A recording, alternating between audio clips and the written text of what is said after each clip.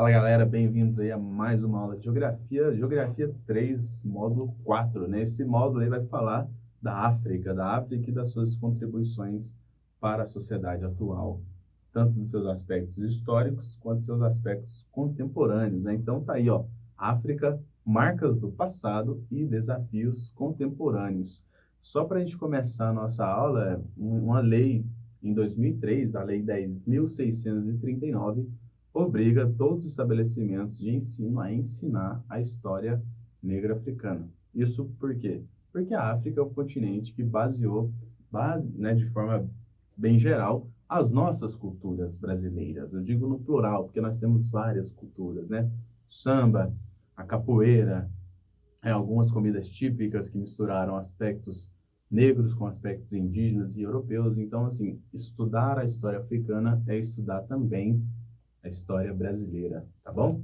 Então vamos começar aí com um mapa da África, vocês entenderem tanto a divisão política das fronteiras, quanto a diversidade dos biomas, né? Então só aqui a gente observa 4 biomas, né? As estepes, localizadas ali abaixo do deserto do Saara, né? Mais ao sul, o deserto do Saara, né? Florestas tropicais, principalmente na região ali do Congo, e as savanas, né, mais ao sul da África. Só lembrando que a África é todo um continente hoje formado por aproximadamente 54 países, tá? Temos um país chamado África, professor? Temos, mas é a África do Sul. África, propriamente dito, tá aí, é um continente gigantesco e com uma diversidade cultural muito grande e com um passado histórico de tristeza e de muito derramamento de sangue, que a gente vai compreender um pouquinho agora, de forma bem breve. Então, alguns antecedentes históricos aí, meus amigos. A África pré-colonial, e aqui a gente está dizendo do período antes da colonização europeia, ocorrido aí lá no século XIV e no século XV e em diante, né? Com o início aí dos portugueses, a gente vai ver isso ao longo deste vídeo, possuía uma imensa, na verdade, riqueza cultural e social, sociedades, monumentos e intenso comércio terrestre e marítimo a longas distâncias. Além disso, havia complexa organização social, política, com reinos, cidades-estado, povos, tribos e clãs. Ou seja, na foto ao lado aqui, vocês estão vendo a muralha do Grande Zimbábue, o antigo reino de Sabá, na região do Zimbábue, tá bom? As muralhas hoje são patrimônio cultural da humanidade. Esse reino, né, pessoas da civilização Shona, um dos inúmeros povos que habitavam a África pré-colônia, floresceu ou sobreviveu ou reinou entre os séculos 11 e 15. Nossa, professor, 15? Bem quando os portugueses chegaram? Isso. Muitos reinos, se a gente pesquisar a fundo a história da África, vocês vão compreender que muitos reinos, reinados, tribos e clãs existiram até o século 15 e 16. Coincidência, né? Os portugueses e demais europeus chegarem a partir dessa época. Será que tem alguma ligação? Diversas civilizações milenares e bem desenvolvidas, né, como os egípcios, núbios, arremitas, iorubás, bambaras e por aí vai. Existiam vários povos na África pré-colonial, povos esses que constituíram grandes impérios ou pequenos reinados, várias tribos, vários clãs, várias cidades com uma administração própria e com uma comunicação, um comércio próprio. Ou seja, havia uma sociedade antes da chegada dos europeus. Em muitos casos, sociedades extremamente desenvolvidas, né, em vários pontos de vista, tanto do ponto de vista cultural, econômico, político, social e por aí vai. Aqui, pessoas, vamos chamar a atenção para vocês aqui da importância dos rios africanos, né? O Rio Nilo, o Rio Congo, o Rio Zambeze, o Rio Níger, todos esses rios desenvolveram sociedades ao longo de suas margens, né? As chamadas sociedades fluviais, sociedades que se desenvolvem a partir dos rios. Um exemplo mais clássico é a civilização egípcia, né? Ou a sociedade egípcia que se desenvolveu às margens do Rio Nilo, né? Para muitos, o maior rio do mundo. tá uma briga aí com o rio Amazonas, mas em termos de continente africano, é o maior rio da África. No norte africano, ali um pouco acima da região do deserto do Saara, nós temos uma influência árabe e a propagação do Islã, né? Não é à toa que essa região da África, né, esse norte da África, é uma região que pertence ao mundo árabe, né? Países aí que partilham de aspectos árabes e principalmente a religião, né? Praticam o islamismo. Chama atenção também para alguns impérios, pessoas que existiram na África antes da chegada do colonizador europeu, né? O Império de Gana, o Império Mali, o Império Songhai, etc. Observa que o mais recente, né, na nossa história aqui, acaba no século XVI. E os europeus chegavam basicamente nos séculos XIV, XV e XVI. Olha o outro, Império Mali, século XV. Será que tem alguma coincidência, alguma ligação, alguma conexão? Olha esse texto, acompanha comigo. Na África pré-colonial, alguém podia se tornar escravo, sublinha essa palavra, por pertencer a um grupo vencido em uma guerra, tornando-se cativo. Ou por deixar de pagar dívidas ou transgredir regras de convivência social. Então aqui, pessoas, estamos falando da escravidão antes do colonizador. Havia escravidão na África antes do colonizador, professor? Havia, mas não era uma escravidão compulsória, né? Um modo de vida escravista, né? Você só se tornava escravo se você pertencesse a um clã que tivesse perdido uma guerra contra outro clã ou outra tribo, ou se você deixasse de cumprir algumas obrigações sociais ali do seu clã, da sua tribo e etc., ou da sua cidade. Era comum escravizar mulheres, tanto para tarefas domésticas, como para levá-las aos haréns, os soberanos, né, as escravas sexuais. Mas indivíduos também podiam deixar de ser escravos por terem habilidades especiais, como aptidão para cálculos, artesanato ou mesmo a construção.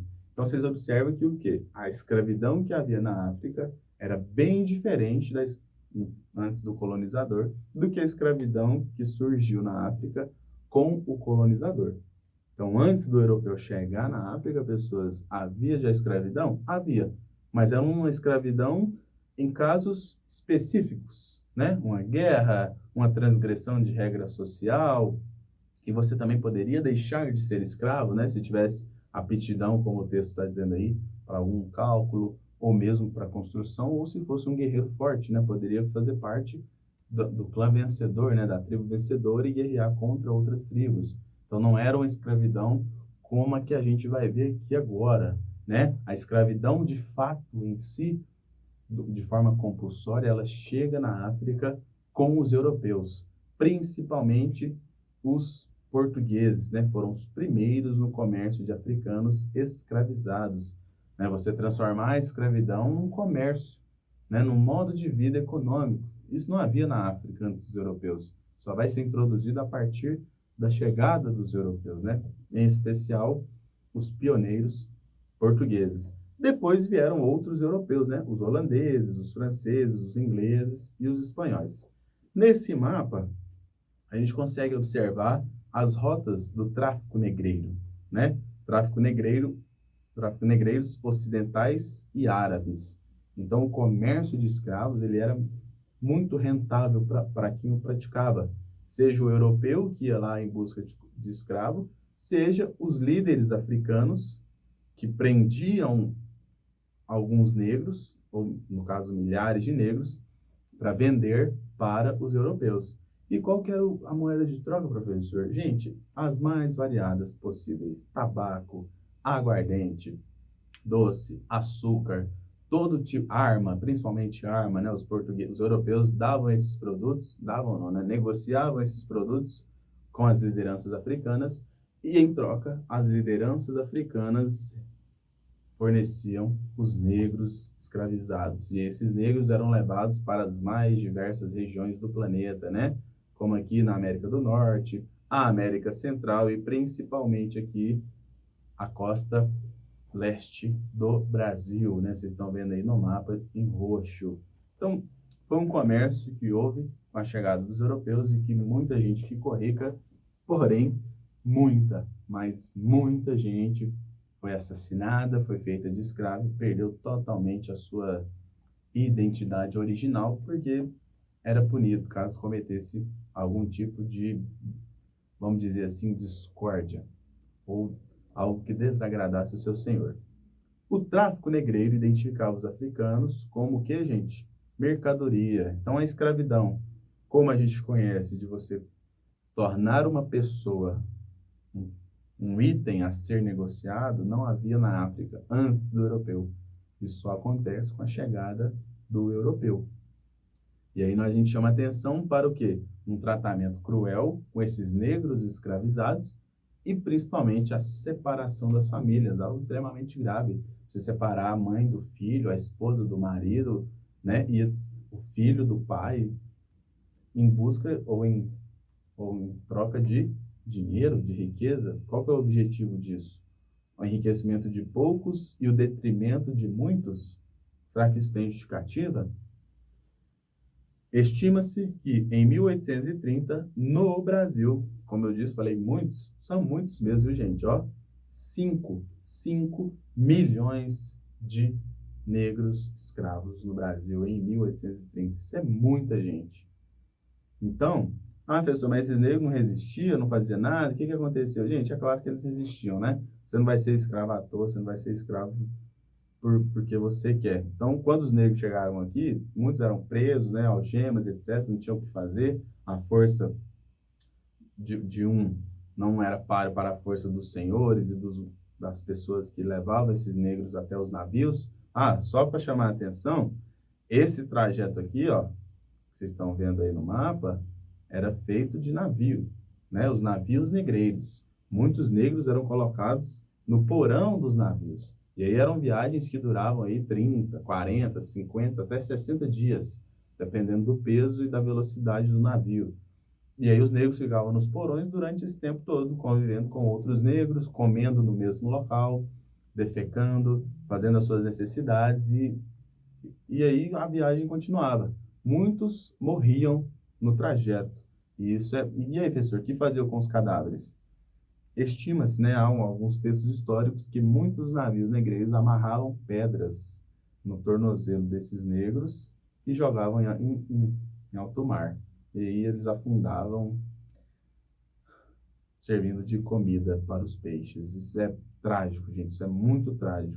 Por conta disso, temos que chamar a atenção das formas de resistência que havia, que os negros faziam, né? Fugiam das grandes fazendas, os quilombos, né, que eram locais onde os negros se agrupavam para lutar contra quem fosse que chegasse para levá-los de volta para as fazendas. Alguns queimavam as plantações de cana-de-açúcar ou de café, alguns até matavam os seus senhores, né? Uma forma de resistência, matava e fugia para o quilombo. Havia isso, professor? Havia demais, né? Ninguém quer ser escravo, viver em condição humilhante pro resto da vida.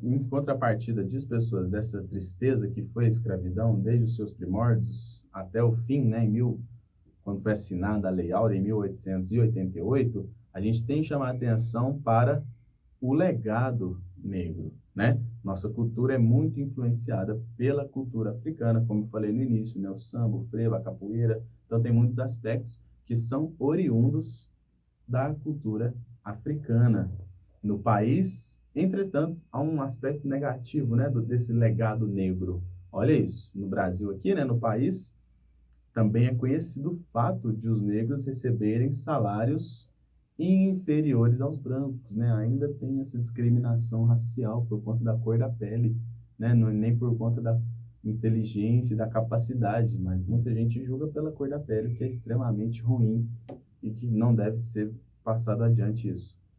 Mesmo ocupando cargos semelhantes, a galera recebe salário menor.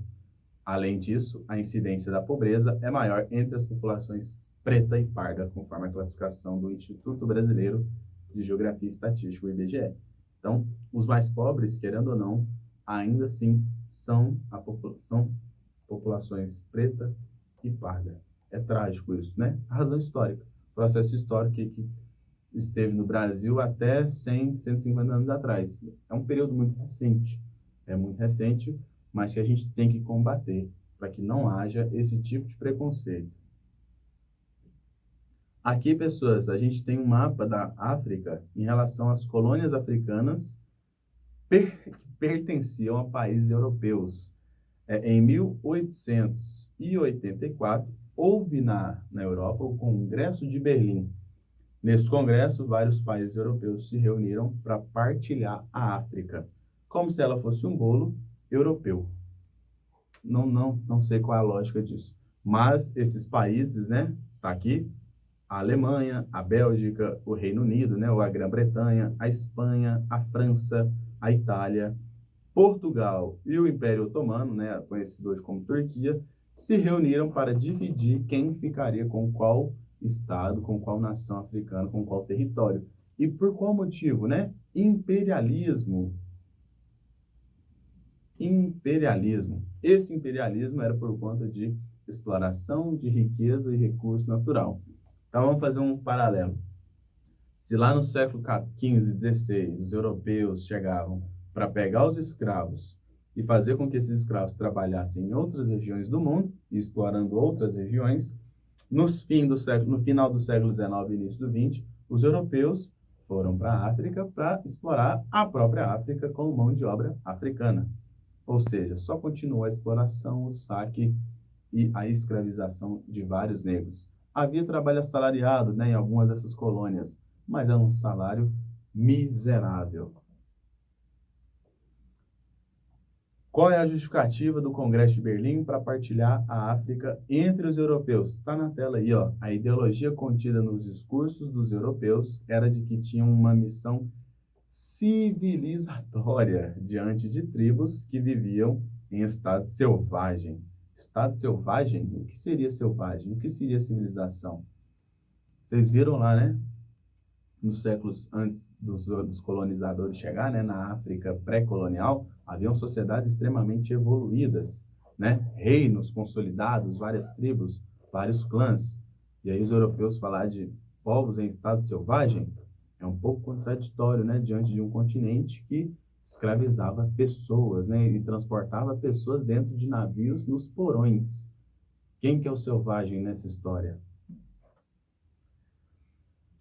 Depois que houve a Primeira Guerra, vários desafios foram surgindo na África, hoje de forma contemporânea. E aí vocês observam o mapa, alguns países e suas respectivas independências. Vocês podem observar de forma mais específica, se quiser pausar o vídeo, dá um pause aí para vocês verem as cores de cada país e o ano em que esse país se tornou independente. Vocês podem observar que todos eles, né, sem exceção, têm a sua independência muito recente, né? Não tem nem 100 anos. E por conta disso, né, de ser uma independência muito recente, alguns colonizadores europeus saíram da África sem deixar nenhum planejamento para o que viria depois. Ou seja, uso o Estado africano, uso a nação, exploro o território e deixo a bagunça, vocês se viram e arruma. Não é assim que tem que acontecer. E por conta de que isso aconteceu, vários desafios surgiram no interior da África. Acompanha comigo. As populações se depararam com a tarefa de o quê? Substituir esse administrador europeu. Ao longo de décadas, os europeus impuseram línguas, valores, hábitos, formando gerações de africanos nos moldes da cultura ocidental capitalista. E aí você tem um grande entrave. E aí, será que a gente retorna às raízes originais ou será que a gente mantém o molde de produção ocidental? Como que a gente vai substituir esse colonizador europeu que administrou o território por tanto tempo? Conflito. E esses conflitos gerados pós-independência, pós-saída do europeu da África, geram guerras civis que assolam vários países do continente africano por muito tempo, né? Em Angola, na Nigéria, né? Nós temos o Boko Haram em Angola, temos o massacre lá dos Hutus contra os Tutsis. Então, você tem vários povos que tentam guerrear entre si por conta de domínio territorial. Isso é uma herança europeia, um legado europeu. E aí o derramamento de sangue infelizmente, é tremendo. Hoje, importantes questões políticas tendem a ser enfrentadas na África, né? Principalmente nesse campo político, porque esse administrador europeu, ele sai da África e deixa um local desorganizado, um local bagunçado em todos os níveis, né? Tanto em nível ambiental, em nível social e principalmente político. Quem vai administrar esses países africanos depois dos europeus? Vários grupos vão disputar esse poder entre si. E aí esses grupos, por um não concordar com o outro, podem ocasionar várias guerras civis. Mais um caso que chama a atenção para nós aqui é o caso da África do Sul, tá bom? Nelson Mandela, um grande líder sul-africano, lutou contra o regime do apartheid. Apartheid, para quem não sabe, foi um regime de segregação racial que vigorou na África, né, em alguns países africanos durante o século XX, né, até meados ali da década de 80. Foi uma segregação racial tão grande que os negros não podiam nem sentar ao lado de brancos. Era tudo separado, né? E olha que o território é negro, o território é africano e nem os africanos podiam usufruir deste território, ou seja, só tragédia. Mas a elas se somam graves problemas sociais, sobretudo a fome, doença contagiosa, né? Surto de AIDS, ebola e etc., várias doenças sexualmente transmissíveis, que o pessoal tem pouca informação e acaba passando de um para o outro, tornando um grande surto e gerando várias outras doenças, fome, desnutrição e morte. Essa situação é agravante em países da África subsaariana, né? A África aí que tem mais ao sul do deserto do Saara, dada a situação de vulnerabilidade que se encontram a desnutrição, insegurança alimentar e a proliferação de epidemias. Então, hoje, pessoas da África, ela tem um grande desafio que é o olhar para frente. Tem a história? Tem, mas é uma história que eles não querem jamais repetir. Né? A gente precisa lembrar dessa história, mas ela não deve se repetir, que vocês só viram aí ao longo desse vídeo, que foi uma história de tragédia e de derramamento de sangue. Um dos principais desafios da África está no campo econômico, né, de reduzir as desigualdades sociais, e a gente chama atenção para alguns países que têm um nível de desenvolvimento econômico significativo, né, como a África do Sul, que participa até dos BRICS, né, o grupo aí de Brasil, Rússia, Índia, China e o S de South Africa, né, a África do Sul. O Egito, né, a Nigéria com a exploração de petróleo e alguns países que estão fazendo parcerias com a China. É uma possibilidade de comércio muito grande que pode se transformar em um desenvolvimento econômico para muita gente, desde que o campo político observe isso, né, e queira que a riqueza africana seja distribuída igualmente para os africanos e não mais para os europeus, como foi feito ao longo dos últimos séculos, tá bom? Valeu, até a próxima.